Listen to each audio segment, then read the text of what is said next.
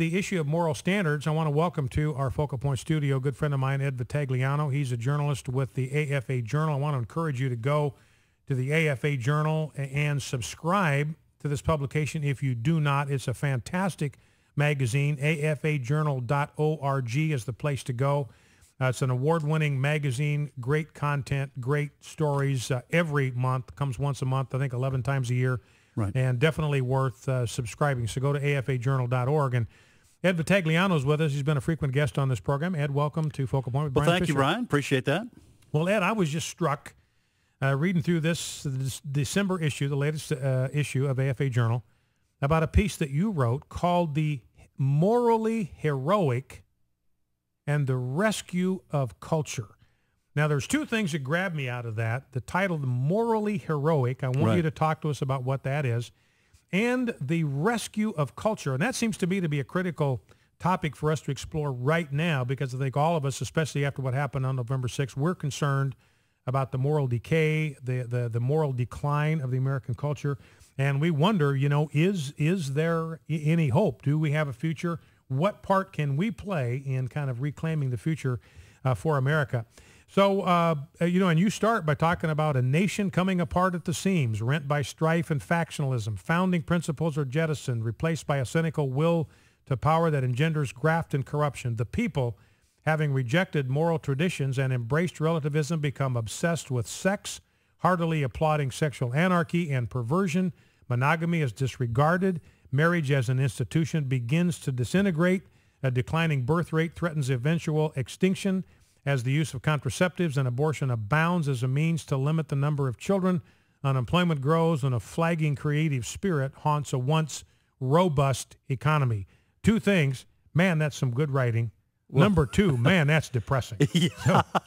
So how do we get to the place where things fall apart like they do? Well, and the thing is, and this is not an infrequent, you know, way of opening an article like this, because what I say next is, even though those symptoms are everywhere evident in America, they have been evident in culture after culture in the past, and so. It is depressing if you think that a culture cannot recover from these things, but it is comforting to know, I think, that these kinds of manifestations, these kinds of consequences come exactly as God's word would indicate they would when a society becomes disobedient to the way that God has created them. Whether a culture knows God or not, they are still subject to his laws. But our culture in some areas does know God. So if we can pray and seek God for revival, it's possible for this culture to turn around. Now, how did I find out that all those kinds of things are common indicators of a decaying culture? Actually, I looked at two secular sources. The 1934 work, Sex and Culture, by British anthropologist J.D. Unwin, and then the 1956 book, a similar book by Pitirim Sorokin, who is the founder of the sociology department at Harvard University. Two men who, as far as I know, were atheists, were not religious in any respect. But these two individuals, these two academics, looked at Unwin, for example, 80 civilizations, ancient as well as more modern, like the British Empire. And they cataloged the process by which societies are birthed, grow, flourish, then begin the decay process, and eventually die. And I believe that process is unfolding in the United States. So the title, Morally Heroic, actually comes from one of these works, Sorokin's work.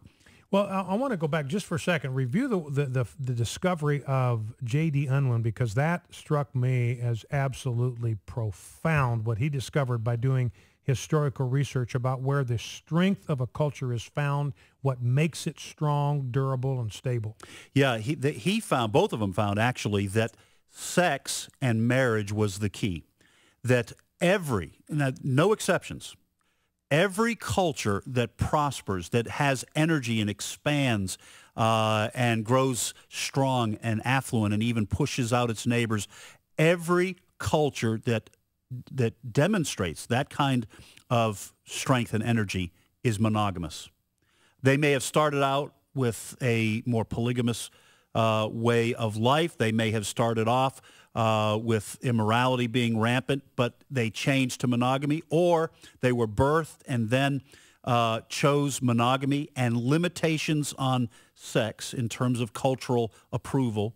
But every culture that has been successful, they said, was monogamous, and sex was reserved for marriage. And he's suggesting this was the secret to their success. Yes. That monogamy was the kind of foundation stone for making them a culture that was economically prosperous and socially stable. Yeah, and what they indicated is that as these sexual traditions become more lax, and as sex before marriage is allowed and then embraced, and sex outside of marriage or cohabitation, as these things begin to appear in a culture, they always begin to decay.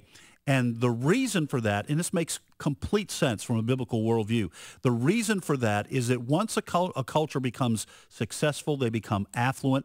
When they become affluent, they begin to give a primary occupation to their own self-gratification. And we all know you can't study for an exam and play your Xbox at the same time.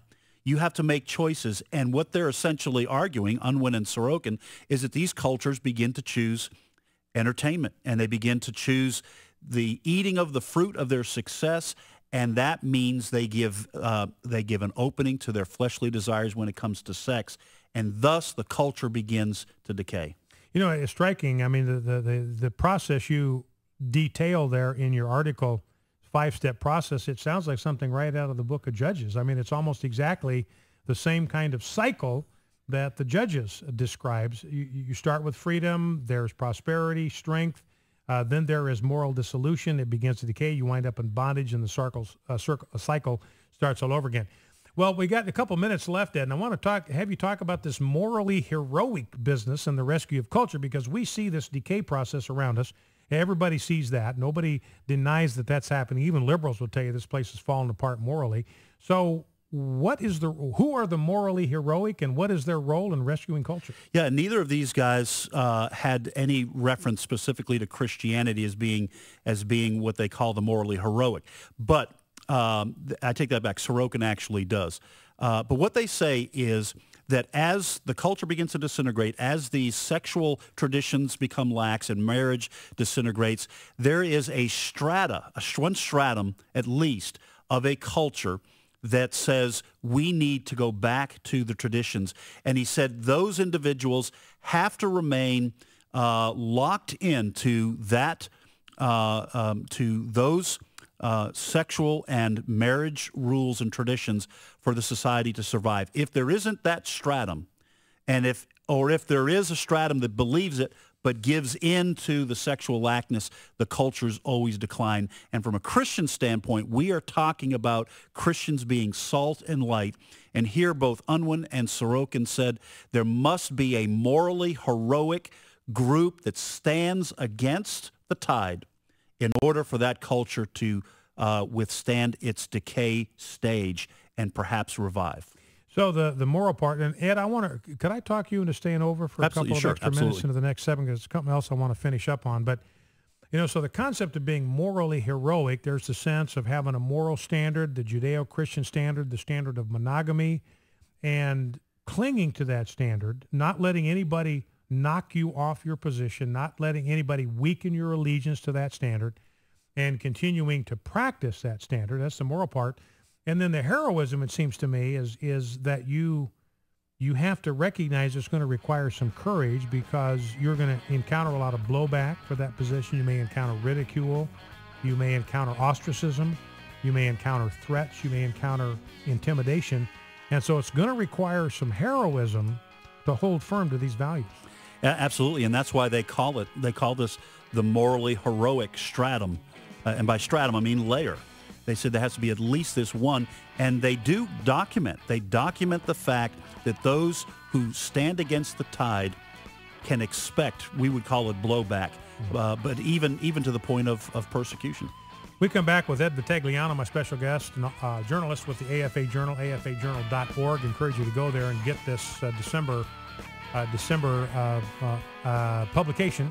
We'll be back with Ed to finish up talking about his piece, The Morally Heroic and the Rescue of Culture. When we come back, you're listening to Focal Point on AFR Talk. Be right back.